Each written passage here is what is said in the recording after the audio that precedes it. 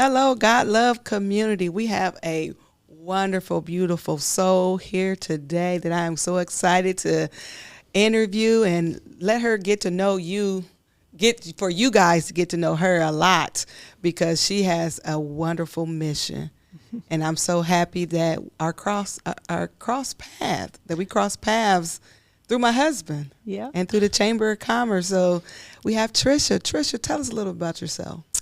Well, I started Next Generation Pathways last year. We started fundraising in February, and I was a single mom, and I didn't have anywhere to turn to get help as a working single parent. I didn't qualify for anything. Well, my kids are grown now, and the last one just graduated college on Saturday. Oh, congrats, I know. congrats. And I was wanting to see what I could do to give back now that I can. And so I started this organization to help working families that find themselves in a hardship. And because I know what that hardship looks like.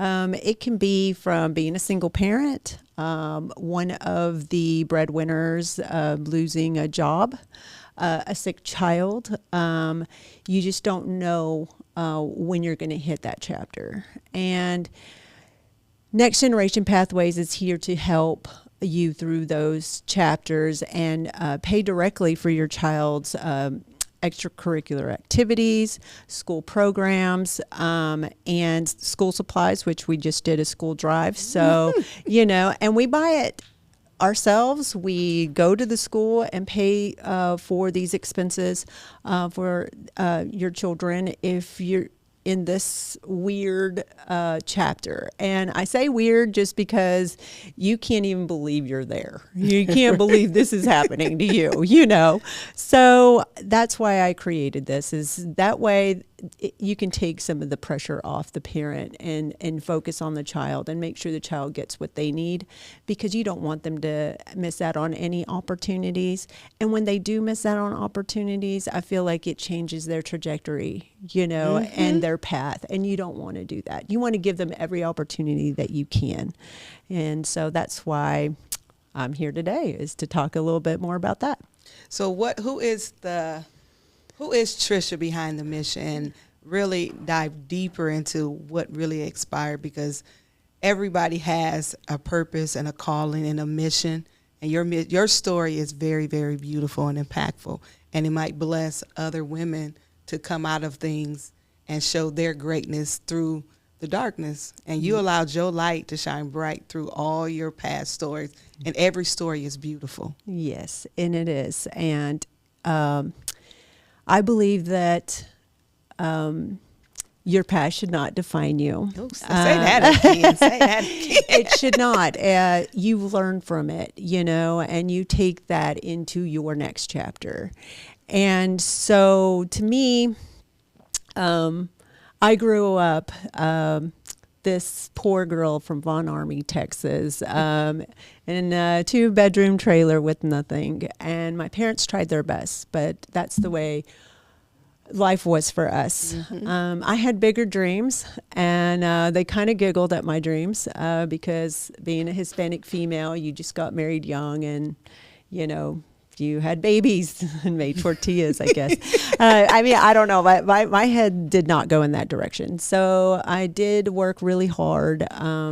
I had to pay for all my own things. I started working at a very young age to make sure that I had my school supplies and was able to play sports and things like that. So I know what it's like to be the child in need. Well, then I found myself married with 4 kids, and the marriage did not work out. And for some really big reasons. And so I found myself with a 3-month-old, a 1.5-year-old, into an elementary. I went and found a pretty decent job at a bank because I had banking experience, and but it wasn't enough. It's really hard to raise the children and pay their way through what we consider normal here in our community. Those things are prom, homecoming, the Valentine's Day party. Yes, because every kid, I'm educated, so every kid got to have their little Valentine's to pass out, right? You know? And there I was trying to figure out, like, you know, how was I going to be able to pay for these things for 4 kids? Oh, and their sports and all the things. So I did what some people probably say not to do, and that was I became house poor. I bought myself a house with the little money I had and into a neighborhood where my kids could go to school in a nice area and be safe. And when you say house poor, can you describe to the audience what exactly do you mean? Because it's a lot of us that are house poor. Yes. And we don't even know what that is. House poor is when you go beyond your means and know that you can't really afford to live in the area or neighborhood that you want to live in, to be able to provide that life for your children, and you put all your money into that one thing. And that creates safety, that creates good education. And like I said, I grew up with nothing, and then now here I am raising 4 kids, and I have nothing except, thank goodness, I had some credit, and I had this job at the bank. And I did qualify for this house and in Plano, Texas. Mm-hmm.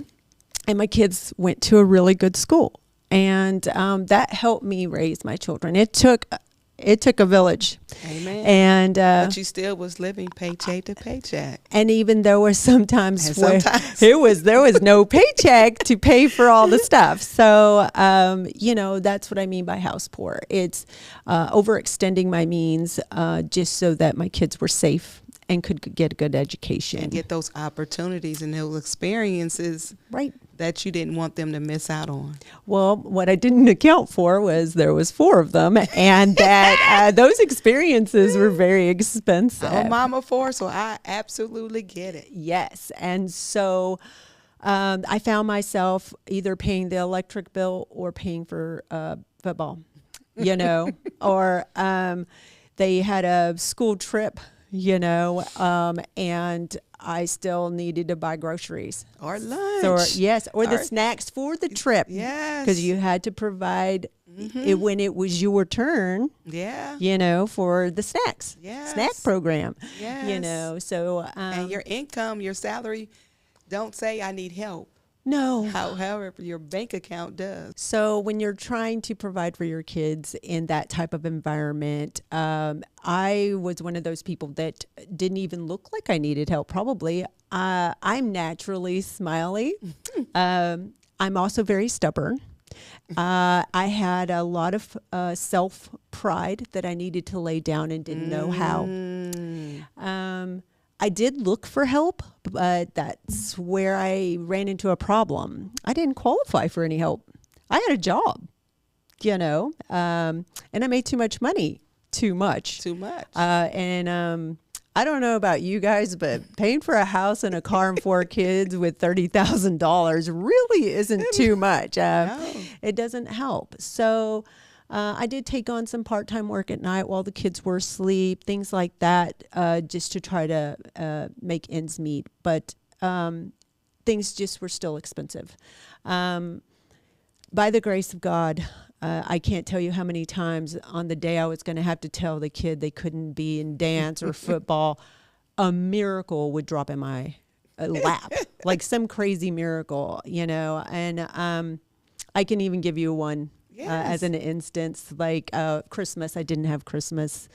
My ex had decided that, I'm not going to pay because he wanted me to ask for help. Well, there comes the stubborn Tricia.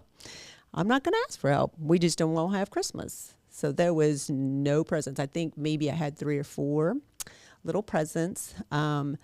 So even though the kids wrote to Santa and I knew what they wanted, I couldn't get it.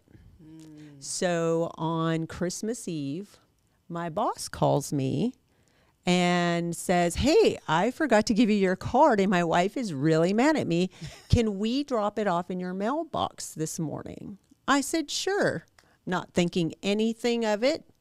I am just living my life just like normal. Was going to make our little normal Christmas Eve Make it do food and do what we do. I open my mailbox and it is a $400 gift card Look to at God. Target. Look at God. Guess where I was 10 minutes later? Target was open till like, what was that, noon or 1 at the time on Christmas Eve, and I hightailed it to Target, and my kids got Christmas. So those are the little things that would happen. Well, at Next Generation Pathways, we want you to know that you don't have to fight us. You don't have to be embarrassed. No one's going to know. The person that's going to know is sitting right here. Yes. So, and you know what? This one has the tools. This one has the experience to help you and guide you through, not just on that chapter, but if you're going through something, talk to me. I'm here. I can help you. You name it, I'm pretty sure I lived it. So, it'd take a lot to shock me. No, but you hit a lot of things.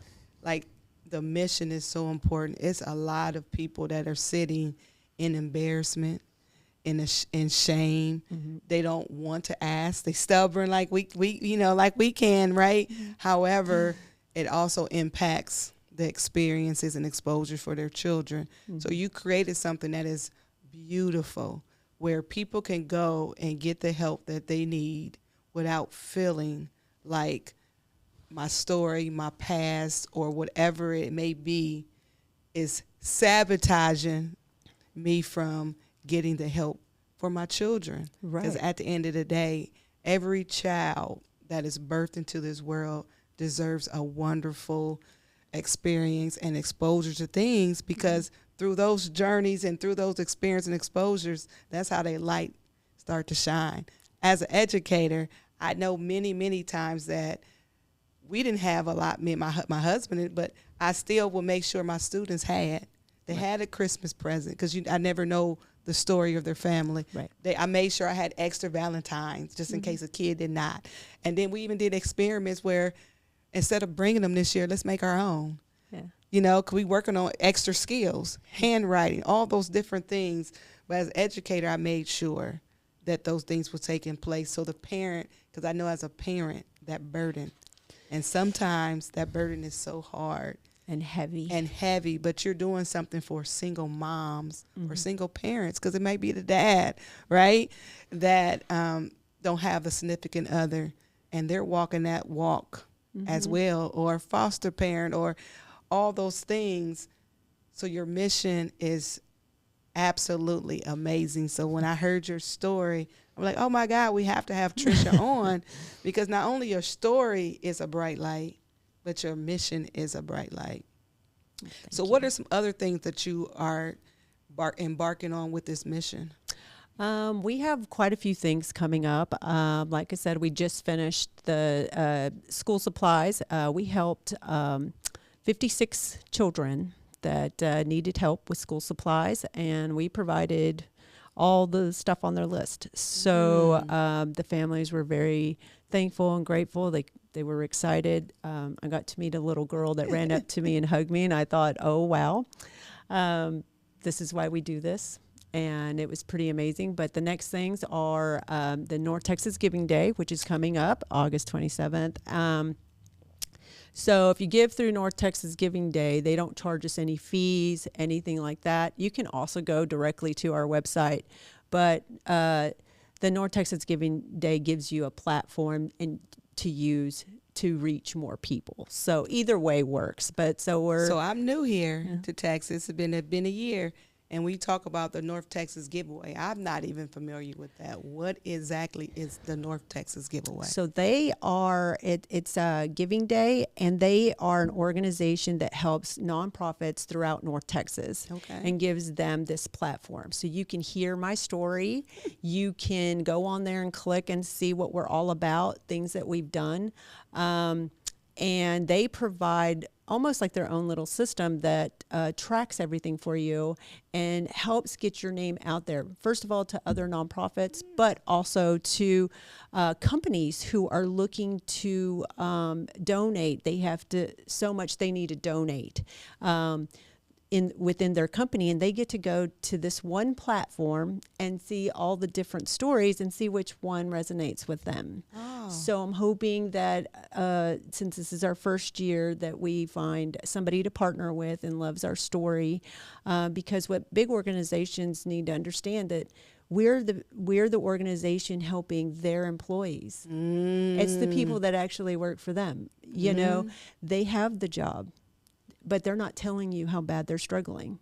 You know, I've been in the financial industry. I still currently work in the financial industry. I have a full-time job on top of the nonprofit, you know, so I know what it's like to walk into work every day and do your best and yet still come home and feel defeated, you know. So we want these companies to understand we can help your employees, and it'd be great if you know, you partnered donate. with us. Yeah, it goes both ways. Yeah, it goes both ways. And they're not going to come to you. I mean, how many times did people tell me, hey, you should go to the school and ask for help? Well, the PTA treasurer and president live down the street. That's embarrassing.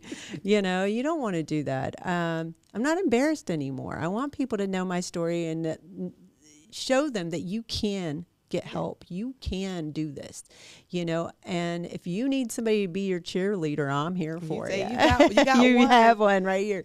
But also after that, we have our gala. So I'm hoping a lot of people want to do that. We're doing something fun since it's our first one. Okay. And we're doing it at the Flour Mill Speakeasy. Yes. So we're doing the Speakeasy, Roaring 20s, theme, and that's on October 23rd. Okay. So we confirmed everything. Everything's ready to go. We're going to start sending out notices via our social media and sending it out to everybody that's already connected to us. So we have everybody's emails, start sending them out. So we would love for people to contact us, and we'd love to send more information. But I'm excited for that. Oh, we're excited. So and do you need volunteers for that? We definitely need volunteers to help with the pictures, to help even with, we have music coming, so entertainers would be great, but also just to do the raffle and donate for the baskets. So if you know somebody that can get tickets somewhere or any type of merch so that we can do our raffle and we will also be doing an auction. So we already have a couple of items, some key items for the auction that are going to be amazing. So everybody needs to come out. I love that. And let's go back just a little bit. One of the things I was thinking about as you were talking, many people assume if someone has a job, they're financially secure. Why isn't that always true? You talk about it a little bit, and I know you work in the financial space. Mm-hmm. Why is that not always true? It's not always true because you never know what's going to happen. So if your son, for instance, my son, slips on a rocking chair and busts his chin open, and you have to take him to the emergency room, and yet you do have insurance, but you don't have the best insurance. How's that doctor bill going to get paid? You don't qualify for help. You know, so that's an instance. So then you get set back. What if you had a water leak? That's happened. I'm telling you real things that have happened. Real life. Real life. And the water company doesn't care because it was on your side, not theirs. Mm-hmm. I had to pay for the water leak. So guess what else didn't get paid? So life happens. You know, and caretaker. Yeah, we had to take care of my father. Right, a greater expense. Right. Mm-hmm. That's an added expense that nobody talks about. No one talks about the extra expenses. You don't know what's going to happen. You could have car issues. You could have a car accident, especially with these Texas roads. Right, and especially that tollway. It's the Autobahn. I'm like going, I need a faster car, but. No, I probably don't, but it's dangerous enough. But no, so that's you just don't know what those added expenses are going to be. Life just hits you, and sometimes it can be your own fault, and that's how you learn. That's why I said, when don't be ashamed. We make mistakes. We are human, and that doesn't mean that your child has to miss out on something. And if you make a mistake, you're not going to get judged by me. Hopefully I can guide you through to learn from it, and let's move forward and make sure your child is where he or she needs to be, because that's what's important to me. That was what was important to me as a mom and for my kids. And you can ask them today. 2 of them are on the board, the oldest and the youngest. And because they know, they understand, they saw it, and they believe in this mission too, because they know that all I cared about was how was I going to get them through this next phase. And I want to be that place where you can come in and talk to someone. You may not want the help. Maybe you just want to talk to somebody that understands. That's fine too. But if you need the help, don't be ashamed to ask, because we're here to help. Yeah. How long did it take you to say, hey, I need to be a part of a system that changes what it looks like, feels like, sounds like, for people who are just like me, walking in the same story? The stories might be, the illustrations might be a little bit different, but the story is pretty much almost still the same. How long? Because sometimes we think it's instant, like the microwave, and we are in that generation of, I want the fix now, right? How long did it take to say, hey, I need to create something that this system needs to change for people like me? You're going to find this a little crazy. I was 11 years old, and I'm sitting in my girlfriend's house, and I'd never been to her house before. So we lived on the other side of the tracks. So there really are the tracks. I don't know if anybody knows this, but they're there. And I was invited to her house, and her mom woke up in the morning and made us breakfast. My mom is at work at 3 a.m. We don't have breakfast. So, they had a swimming pool, and I'm sitting in the living room, and I'm sitting there, and I told 11-year-old Tricia, this is where I'm going to be, and then I'm going to help people get here. And now that evolved throughout time. I thought I was going to take other kids in, and I thought I was going to foster care. So bless you all who can do that. But my kids sucked me dry. I love them so much, but it was so hard. And so I decided, as my ideas evolved as I got older, and I started seeing the empty nest. I started noticing that, all right, they don't need me as much anymore. And that's when I came up with this mission. Because I knew I couldn't do it on my own, but I still wanted to give back and help people. And I moved into the house that I live in now, and I was unpacking all the old boxes that you keep of your kids' crafts and stuff. I got a whole bunch. It drives my husband crazy. Yeah. I cleaned mine out, and that's what gave me, I was sitting there, and I was like, what am I going to do? What am I going to do, once they're all gone? Because I know I want to give back. I always knew. I just didn't know in what capacity that I was going to be able to. And then, so I'm sitting there, and I'm halfway through this huge box. It's like the size of that table box. And all of a sudden, the TV says, it's right in front of you. And then it was a commercial or whatever. And my husband's on the couch, and he goes, well, that was creepy. And I said, it is right in front of me. Oh my gosh, that's what I'm supposed to be doing. All these projects, all the stuff I couldn't afford, because I was going through the memories of making a mum because I couldn't buy one. That 10 p.m. science project you didn't get told about. Until the last minute. And then you had to spend your last $20 at Walmart back then was open 24 hours, not anymore, but back then.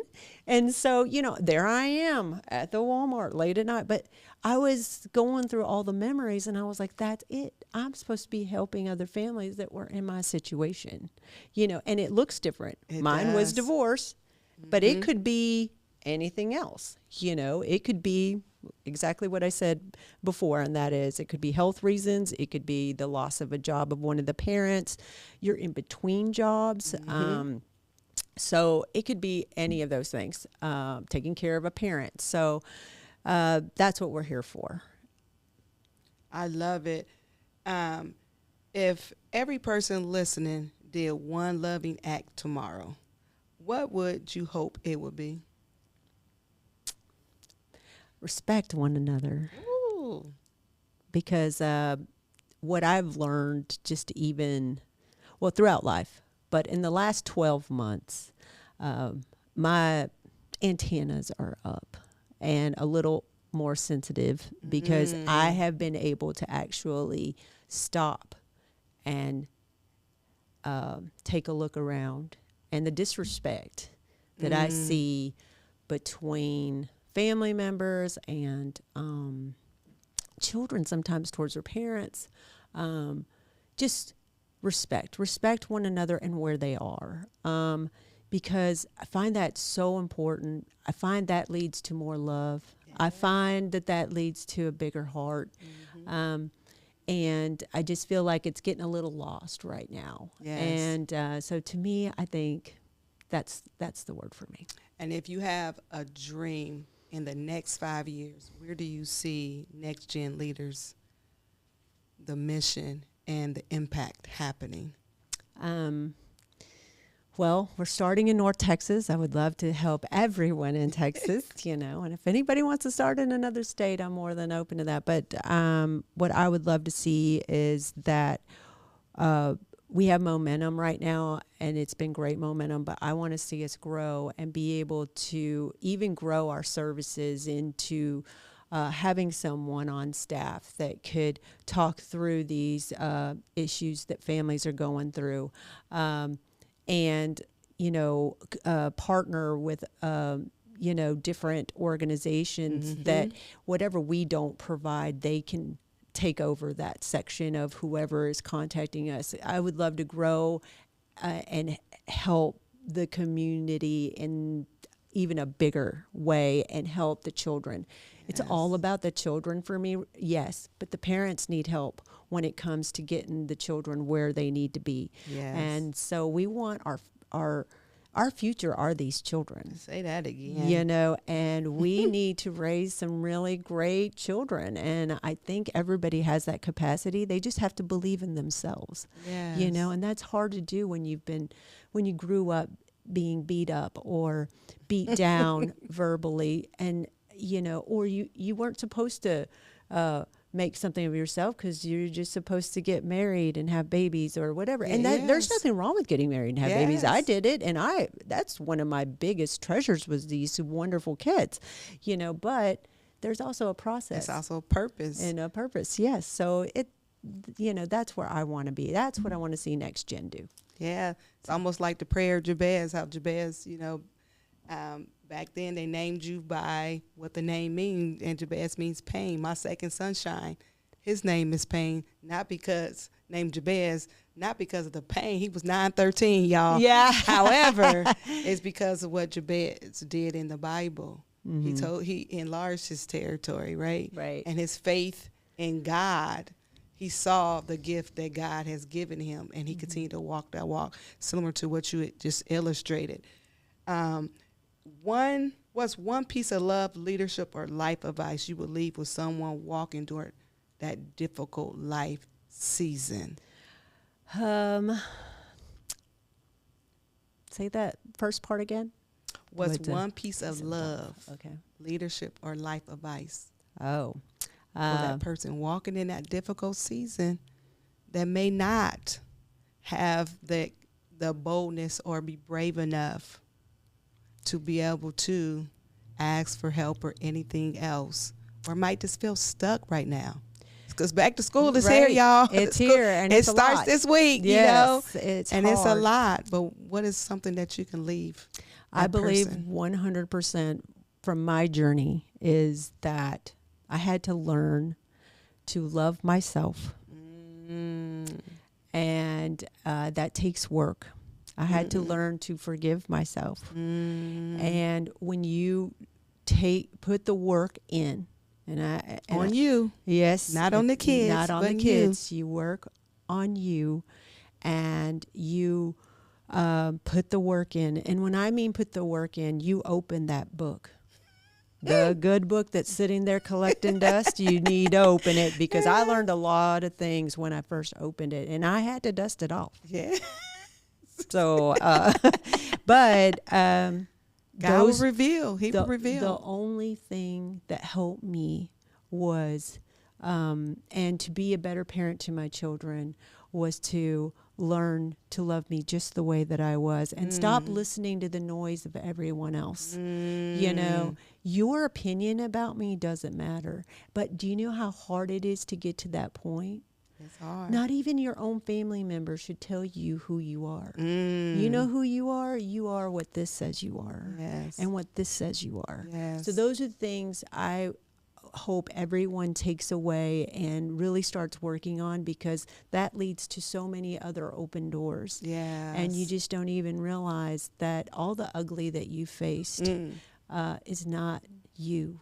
You're beautiful. Yes. So, and you need to see yourself through God's eyes, not through your world. family member, your friend down the street, or the friend across the street that doesn't like you. You know, yeah, you don't have well, haters. your friend, Yes. your neighbor, you know, but you just don't know who you're going to run into. Yes. You know, and you've got to just clear out the noise. So if you take anything away, just work on those things. And it was hard. It was one of the hardest things. And as I've told you previously, I was scared to come out from behind the door and put myself out there. Believe it or not, I know I talk a lot because I know you, you know, and I felt like I knew you the first day I met you. But that's the thing. Like, once I have that comfort, I'm chatty open book, Cathy, you know? you know, but I'm also, I get very nervous in a crowd. I didn't have that confidence because I was so busy believing what other people said about me instead of knowing who I am. Yes. And now I feel comfortable enough to show you who I am. And I don't care if you come at me now. Now I know that I'm good enough. You are. know? And that was what was so hard to get past and over. I love that. And I love your mission. I love your passion behind the mission. It's authentic. It's not something that's not real, because you not just lived it, you experienced it. You know what it felt like. And your mission is to help and be a champion for families. Because what my husband and I always say through our God Love movement, each one teach one, but it takes the community. You don't have to walk this on this earth alone. It is always a champion with you along the side if you just open that door and be brave enough to say, hey, I need help. Yeah. And we will walk. You have people that will walk along the side of you to support that journey, whatever it may looks like, feel like, sound like. So I thank you for being obedient to what God called you to be, because sometimes we sabotage ourselves. We talked about that earlier.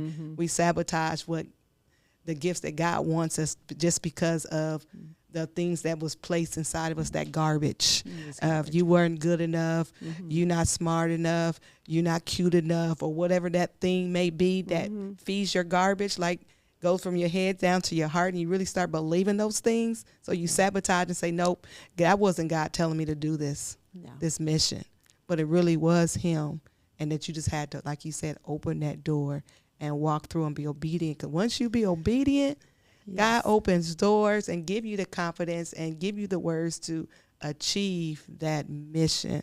So I want to say thank you, because everything that you're doing is all about everything my God Love movement is, giving it, living it, and actually truly being it. Because until you sit with yourself, look at yourself in the mirror and give yourself and really live it, be it, and become who God made you to be, a lot of this won't be authentically be able to serve people. Right. You're only going to be doing it half, and God wants all. Yes. He doesn't want half of Tricia. So I say thank you, because it's people that will be blessed. So many people are going to be blessed because of your passion and you opening that door and being obedient to what God called you to do in that mission. And it wasn't a microwave. No. It took years, and you heard what she said. Her kids was already grown before you actually start this mission. So I pray that God will give you your dreams for the next generation leaders, and that it will be nationwide and not just in North Texas, because it's families all over across this country, across this world that need services just like that. And a lot of times it's just that little hope that sparks the parent to move. And sometimes they just need that, oh, I need Tricia in my life. I need that hug today. I need those different things. So thank you. Oh, Thank you. And thank you, God Love community, for sitting in and listening. And I'm praying that you all actually open your hearts and your eyes and ears to really hear what she brought today, because it's powerful. And many, many people need to sit with themselves and love them first. So truly love help you. And love others. Yes, because you are fearfully and wonderfully made, and God has a purpose for each and every one of us. And if we all sit with ourselves and start being obedient to our gifts, my gift is different from yours. Everybody's gifts is different.